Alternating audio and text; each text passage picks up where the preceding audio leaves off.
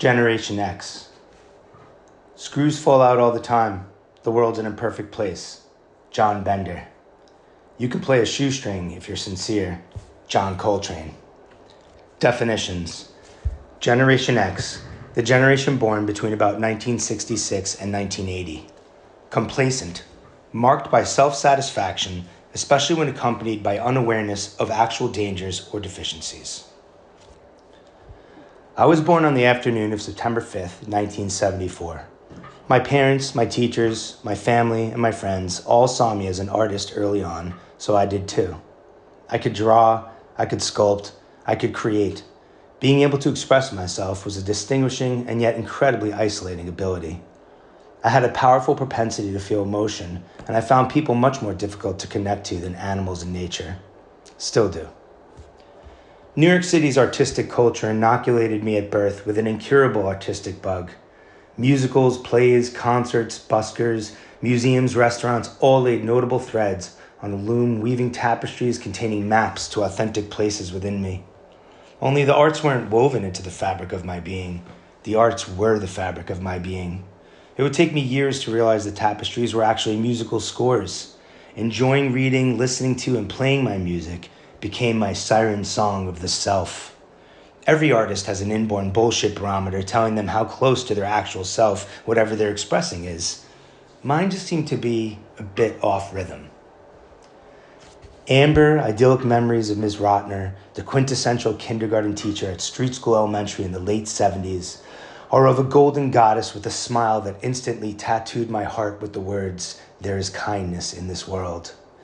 Picking things up quickly and being good at arts and crafts put me in good standing early on, though alphabetical order would unfortunately put me at the end of the line. Dad joke. My classmates would be learning about the ABCs and Thomas Jefferson, while I'd be in the library painting eerily advanced watercolors of rabbits using techniques learned from art classes on Saturday mornings. Each Saturday, donning a black and red silk kimono embroidered with golden dragons, Joe Blanchet revealed the mystical art of Oriental painting along with secret drawing and painting tools, cheat codes of expression. Honoring her artistic responsibility to do so, Joe Blanchet helped me accept that having the sensitivity and awareness necessary to see the world differently comes with an obligation to share what you see. Just because you can do something does not mean you have to, unless you're an artist. Between first and second grade, my father took a year-long sabbatical from teaching, during which my parents, my older sister, and I did 4 separate 3-month stints across America. We camped, got homeschooled while wearing out 8 tracks of Harry Chapin, John Denver, and Willie Nelson in our cream white 1970-something Volkswagen van with its own special who knows where we will break down again element while quintessentially on the road again. Regardless of the resultant invaluable fundamental awareness and connection to nature, having a keychain from each visit to every national park in the continental U.S. is a completely unrelatable badge of honor for a second grader in 1981. Nor was it relatable to, upon my return from my strange absence, be painting a mural on the outside hallway panels while watching my classmates drool on their social studies books while being lectured at. Intrinsically satisfying, but not relatable. I felt like a strange bird, but a hum within me told me I was a unicorn. The ability to pull off squeak-free salt recorder solos unroofed underlying musical talent in second grade.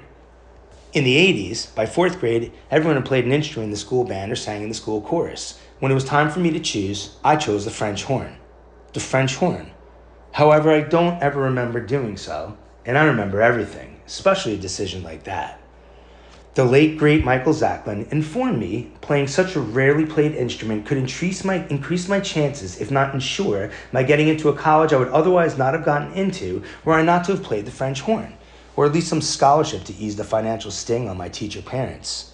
Whether or not shredding an allegro from one of the Mozart horn concertos could open the doors to Duke's Chamber Ensemble that my future lackluster academic efforts could not, was not the issue at hand.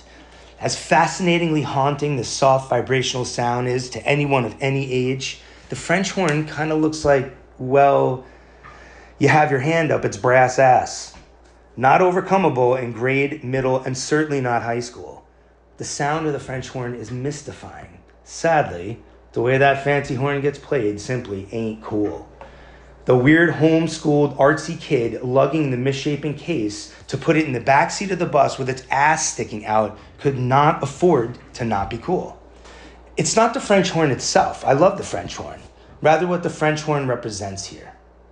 The medium of self-expression must be authentically aligned so as the vibrational frequency of the creative channeling it is as close to unadulterated as possible. The French horn simply was not me, and I knew it. I made the crucial mistake of allowing anyone other than myself to dictate my choice of self-expression. The brass was not the medium for the hum. Rather than get electrocuted by my lightning spirit, I chose a primal way to ground myself. When my parents brought back the French horn they had rented from the local music shop, the owner looked at the instrument in disbelief and said, "I don't really understand what happened here. It looks like your kid literally bit the edges of the bell and bent it back and forth." The man knew his stuff. 20 years later, I sold my French horn to pay for therapy during medical school. True story. I know why I bit the bell. I had to clench my teeth on the metal of that instrument to somehow connect to that unreachable, lonely part of myself buried somewhere in that sound. At this point, I could give a shit why I didn't choose saxophone, drums, or better yet, the soon-to-be love of my musical life, the guitar. My ability to shred the blues far supersedes the blues I had for not being able to shred the blues. The quarter-millennium-old Mozart horn concertos give me access to the intoned part of myself, unconsciously attracted to, thus chose that haunting, lonely sound to represent the bittersweet vibration I could feel but not name. I took a lesson from a famous French horn player in the New York Philharmonic. At the end of the lesson, his advice was to base my choice on either the French horn or the guitar, as I'd be better off being a master rather than a jack of all trades, master of none. To decide whether or not I was drawn to classical music, a more uplifting choice, or the blues. I was at the crossroads. There simply was no quenching my burning desire to become an electric wizard, to transfer my inner tension to the outer tension of the strings to be picked up by magnets, converted to current, and broadcasted in color. Drawing and painting, aging in a barrel in my psyche's cellar, alchemizing tension became an obsession. I took my single step on the 10,000-hour journey on the guitar towards an ability to lay some sugar in a psychedelic slalom. The blues chose me, and I never looked back. The expressive potential of artistic skills is almost unparalleled. Everyone has talent. You need to find it. Finding it is a skill too. However, the skill still most worth mastering is the Generation X art of caring deeply, yet not giving a shit. The Buddhists refer to this as detachment. I refer to it as spiritual complacency. Screws fall out all the time. The world's an imperfect place. The guitar is an appendage, an extension of who I am, yet a part of my sacred pact with the instrument is that I have to not give a shit about it. The sense that this could be the last time I touch the instrument allows me to always play it like my life depends on it. My identity as an artist, who I think I am, depends on it. Yet who I think I am is just thought. Organized relational electrical firing of neurons responding to the physical world. If I stop playing music, I'm still me. If the guitar vanishes from my life, I'm still me. While I'd initially be devastated, I would eventually not give a shit. There's way too much in life to explore and learn about.